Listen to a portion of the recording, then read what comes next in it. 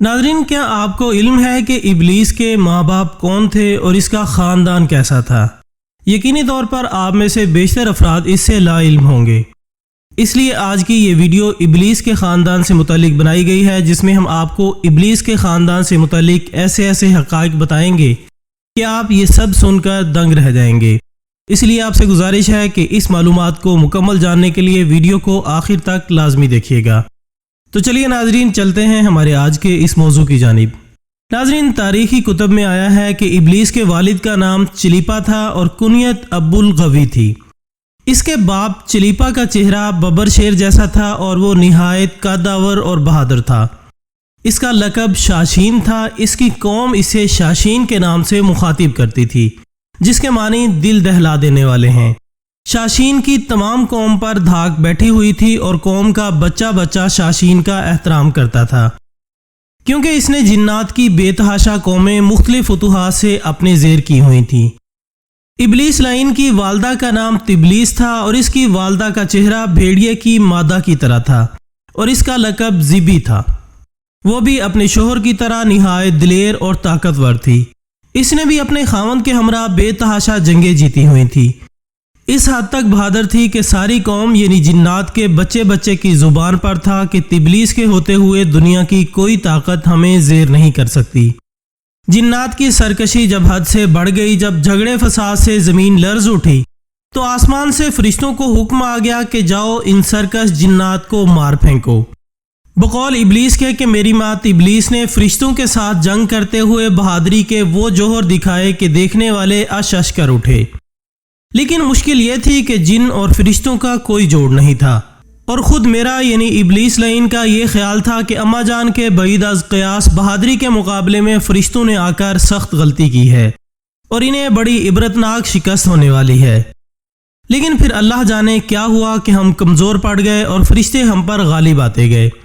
اس عجیب و غریب جنگ کا سما کچھ ایسا ناقابل فہم تھا کہ ساری قوم حیرت میں تھی کہ فرشتوں کا وار ہم پر خوب پڑ رہا تھا، لیکن ہمارا وار کچھ ایسا اوچھا اور بزدلانہ پڑ رہا تھا کہ ہمیں خود حیرت ہوتی تھی۔ قوم جنات کا جو بچہ بچہ میری ماں اور باپ کی بہادری کے گن گاتا تھا، آج انہی کو فرشتے دردناک طریقوں سے مار رہے تھے۔ اسی دوران میری والدہ اور میرے والد جنگ میں مارے گئے۔ دوستو، تاریخی کتب کے مطابق چونکہ ابلیس کے والد کا چہرہ شیر کی طرح تھا اور والدہ کا چہرہ بھیڑیے کی طرح تھا، لہٰذا علم قیافہ کی روح سے ابلیس میں دونوں خصوصیات ہیں، یعنی وہ نہایت خوددار، سرکش اور مکار ہے، اور ساتھ ہی نہایت خود غرض، فریبی اور دھوکے باز بھی ہے۔ فرشتوں اور قوم ابلیس کے درمیان جو جنگ ہوئی تھی، اس میں جو جنات قیدی بنائے گئے، ان قیدیوں میں ابلیس بھی موجود تھا۔ فرشتے جب بارگاہ الہی میں حاضر ہوئے تو ان کو حکم ہوا کہ عزازیل کی بہترین تربیت کرو۔ چنانچہ فرشتوں نے ابلیس کی تربیت بہترین انداز میں کی، اللہ تعالیٰ کے رتبہ اور جاہ و جلال سے آشنا کیا، عبادت اور ریاضت کے طریقے اور آداب سمجھائے گئے، یہاں تک کہ پہلے آسمان والوں نے اس کو عابد کہا، دوسرے آسمان والوں نے زاہد، تیسرے آسمان والوں نے عارف، چوتھے آسمان والوں نے ولی، پانچویں آسمان والوں نے تقی، چھٹے آسمان والوں نے خاشع اور ساتویں آسمان والوں نے عزازیل کے لقب سے مقلب کیا۔ چند ہی عرصے میں یہ اپنی فطری تیزی اور تراری کے سبب سب کچھ سیکھ گیا، اور وہی فرشتے جو کبھی اس کے معلم اور اتالیق تھے، بحکم خداوندی علوم عالیہ میں امداد لینے لگے۔ رفتہ رفتہ عزازیل اپنی قابلیت کے باعث فرشتوں کا استاد بن گیا۔ ابلیس اپنی عبادت و زاہد میں اتنا مقرب ہوا کہ مختلف آسمانوں میں اس کے مختلف رتبے بنے۔ دوستو، اللہ تبارک و تعالیٰ کا ہمیشہ سے ایک دستور ہے کہ وہ اپنی رائے کو سب سے الگ تھلگ رکھتے ہیں اور کسی کو بھی اس امر کی خبر نہیں ہو پاتی۔ چنانچہ اللہ تبارک و تعالیٰ کا فرمان ہے کہ میں جسے چاہتا ہوں عزت دیتا ہوں اور جسے چاہتا ہوں ذلت دیتا ہوں۔ ایک روز عزازیل یعنی ابلیس اللہ تبارک و تعالیٰ کی حمد و ثنا بیان کرتا ہوا جب ساتویں آسمان کی سیر کرتا ہوا لوح محفوظ تک پہنچا تو کیا دیکھتا ہے کہ لوح محفوظ پر ایک عبارت لکھی ہوئی ہے۔ عبارت کچھ اس طرح سے ہے: ہمارا ایک بندہ ایسا ہے جسے ہم انواع و اقسام کی نعمتوں سے مالا مال کریں گے اور زمین سے اس کو آسمان پر پہنچا دیں گے اور آسمان سے پھر اس کو جنت میں لے جائیں گے۔ اس کے بعد ہم ایک خاص کرم پر اس کو معمور کریں گے، لیکن وہ انکار کرے گا اور بغاوت پر آمادہ ہو جائے گا۔ ابلیس اس عبارت کو پڑھ کر حیرت زدہ ہوا اور اپنے دل میں خیال کرنے لگا کہ ایسا احسان فراموش بھلا کون ہوگا۔ دوبارہ عبارت پر غور کیا تو عبارت کے قریب نہایت ہی واضح لکھا ہوا نظر آیا، اعوذ باللہ من الشیطان الرجیم۔ یہ پڑھ کر وہ تقریباً 2000 سال تک روتا رہا اور خود پر لعن طعن کرتا رہا کہ ایسا بدبخت کون ہو سکتا ہے جو رب کریم کا نافرمان بنے گا۔ گھبرا کر بارگاہ الہی میں حاضری دی اور بولا کہ اے رب العالمین، یہ شیطان الرجیم کون ہے جس سے پناہ مانگنی چاہیے؟